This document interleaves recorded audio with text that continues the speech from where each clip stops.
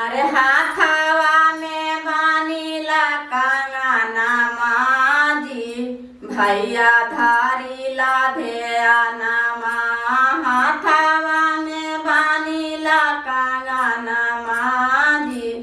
धरला गुरु के ध्याना हाथावा में बानीला कंगना माजी धरला गुरु के ध्याना ना को रुपिया ना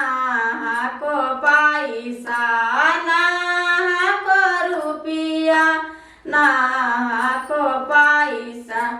बेच दिया खाना के झुमकाजी शिशिया पहनला कंगना बेच दिया खाना झुमकाजी शिशिया पहनला कंगना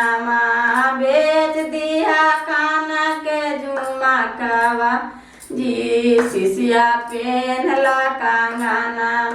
धारी ले हो गुरु के ध्याना हो शिशिया पहनला कंगना धार लिया गुरु के ध्याना हो शिशिया पहनला कंगना ना को धना ना हो दौलतिया ना को धना ना हो दौलतिया बेच दिया खाना के बालिया हो शिशिया पहनला कंगना बेच दिया खाना के बालिया हो शिशिया कीनला कंगना हरेंद्र भैया देला खीना तीने सुतर गया नामा हरेंद्र भैया देला खीना तीने सुतर गया नामा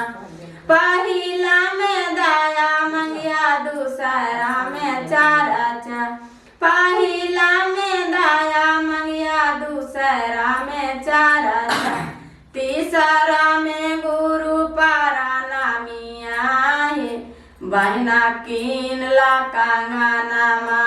तीसरा में गुरु पारा नामिया बहना कीनला कंगना।